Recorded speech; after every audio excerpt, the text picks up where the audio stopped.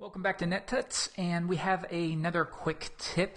This one I've managed to do kind of a series on navigation menus almost by coincidence. I keep getting questions. So I found another one that would be really cool. This one came from email, and it came from this John Mayer website. If you hover over the navigation items, you see it has that cool little switch right there.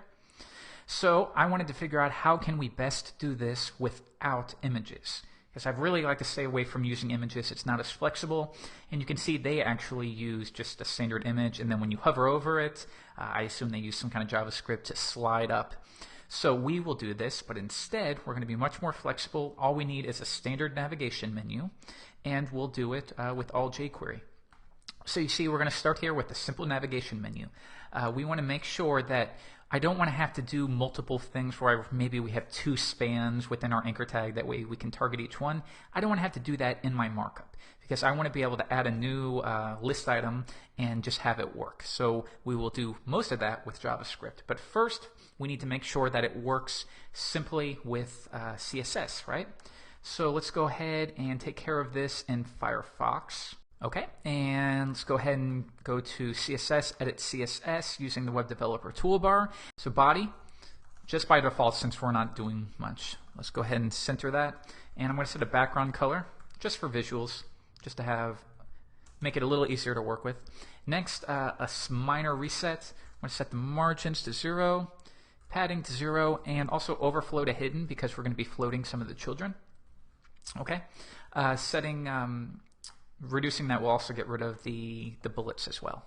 So the next step is to target the list items. And I'm going to float all of those to the left because it's going to be a horizontal menu, like so. And next, list style, we're just going to enforce, make sure in no way do the bullets show up. So maybe if we change something up here, we still want the bullets to be gone. And next, I'm going to set some margin right to each one to give some breathing room. And then finally, we need to set a positioning context. To be honest, I didn't do this originally, and then I found that it caused a hiccup with IE 7 and 6, IE fix. So we want to make sure we set a positioning context. Don't worry about that too much. Next, let's style our anchor tags within the list items, and the color is going to be white. Text decoration, of course, we don't want anything. We will float those to the left as well. And font size, just for the example, we're going to make it really big so it's easy to see. Font family, let's set it to Helvetica. We could put that in the body as well if we want. The next step is background. We're not really worrying about visuals too much. Let's just set it to a solid black. And then finally, some breathing room around each one of 10 pixels. Okay, so nothing too pretty, but that'll be just fine for what we're working on. A little bit more, and then we're going to move on to the JavaScript. Background, lighter shade of black when you hover over it. And now, okay, we have a modest, fine menu. It'll work fine for what we need. So style, let's just go ahead and do all of this inline just to expedite things. And now when I refresh the page, we have a simple working menu. It'll do fine. Now we get to do the fun stuff. I've imported jQuery and we're ready to get started. So the first thing, let's create a function. I'm not going to create a plugin, but you can very easily do that. We don't have too much time in this quick tip. So creating variable slide nav, it's just going to be equal to a self-executing function. And the first thing that we will do is create some variables. First one is going to be span height. Don't worry about this just yet. I'll explain it later. Next one is going to be nav, and that's going to be the navigation menu, just so we don't have to find it every time we want to manipulate it. The list items, we're going to get all the list items within nav. Once again, with something like this, it really probably won't make too much difference, but it's nice for organization, and there probably will be some speed improvements by quote-unquote caching these. And then the anchors are going to be get the anchor tags within nav, or I could probably do get the anchor tags within the list items. And let's also set padding to 0. So I'll explain this a little bit more later. Just know that we can perform operations and it's still going to return the jQuery object. So anchors is still going to refer to the anchor tags even though we did just a little bit of styling. And right here I'm just getting rid of any padding on the anchor tags that we applied right here. And the reason I'm doing that is because we're instead going to be adding spans and doing padding that way. Okay, so now we want to cycle over each anchor tag. So for each anchors, run a function. So what we want to do here is take this and wrap it in a span tag and then duplicate it. That way we have two span tags with the value, and that way we can style each of them. So var a is going to be equal to this. That's just going to be the anchor tag that was hovered over. And the val is going to be a.text. In this case, val would be home or about, portfolio, depending on the iteration. Next step is a.html, and we're just going to go ahead and put this inline. I think it's fine.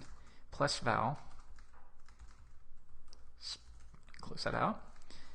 And then we're just going to duplicate this. Now, who knows? There might be a better way if we want to spend a while, but I think this is going to be fine. So we're taking the anchor tag, we're getting rid of this, and we're overriding it by doing HTML, and we're just replacing that pretty much with span, home, close span, and then another one. The next step is to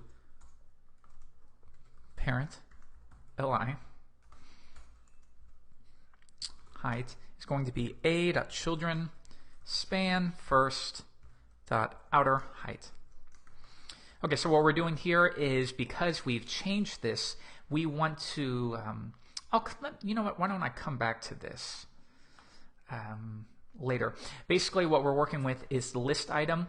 It's going to display two span tags now, and we don't want to see home, home, about, about. So what I'm saying here is I want the height of the list item to be the height of only the very first span tag. The other one will be hidden, and that's what we want in this case. So I'm saying set the height equal to the height of the very first span tag.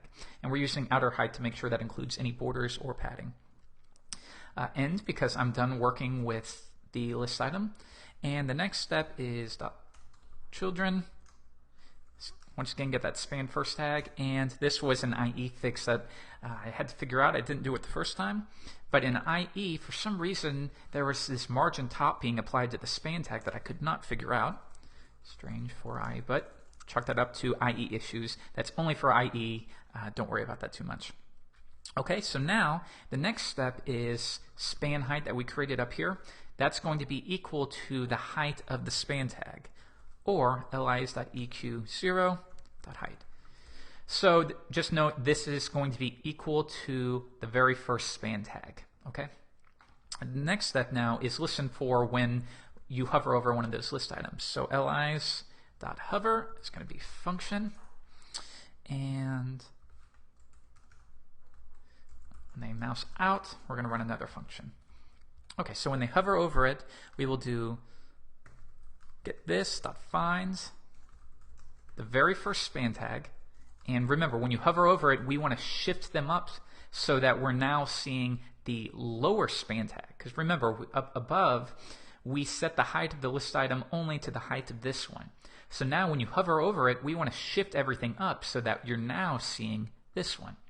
So we're saying this.find that very first span tag and animate it. And we're going to set the margin top equal to negative span height. Okay, so if this first one is 50 pixels, we're saying when you hover over a list item, shift up that span tag by 50 pixels, and that's why we're doing negative, so it's going to go up. And then when we're done with that, I'm going to set another object for our params, and we're going to say the duration, the speed. We'll do it at 200 pixels, and the Q is false, and that's like calling stop, and that way we don't have to worry about the animations building up. We're going to set Q to false. Okay, that should be good. And now when they mouse off of it, we're just going to do the reverse, basically. So this.find span first. We're pretty much doing the same thing.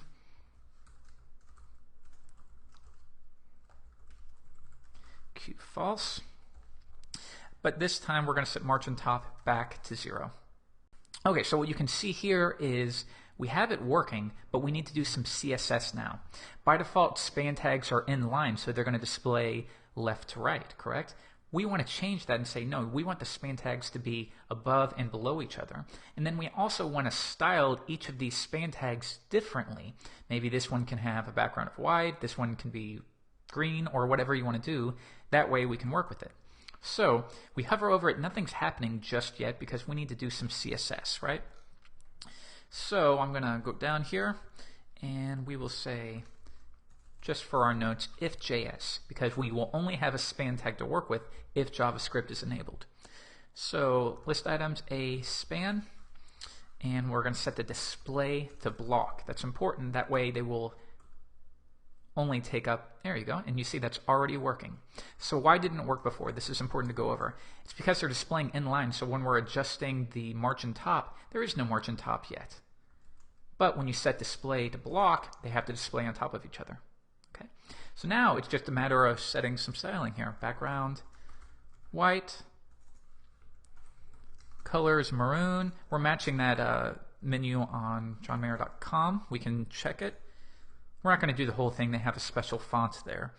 Position is relative and font weight is bold. Okay, so we have that. But now we want to change it just a little bit because if I remember correctly on his site, when you hover over it, the background is inverted. So we can do that too by doing lia span first child, and we're going to set the background to black and the color to white to invert it. Refresh, and now we have that. Hover over it, and it changes. Let's check that in Safari just to be sure it is working. Hover over it, and now, very similar. They're using special font, which you could do too, but with a little more styling, you could have a really cool menu. And the reason we're doing without images, once again, is because you can just add as many as you want, and you don't have to worry about going back to Photoshop and building more images. This is going to work in IE 7, 8, Firefox, Safari. You can see it's going to work in any of them thanks to just a little JavaScript. If we happen to have JavaScript disabled, refresh the page, it just turns into a normal menu. So thank you so much for watching. My name is Jeffrey Way, and as always, please stay tuned to net.touchplus.com for the very best web development tutorials and screencasts available. Bye.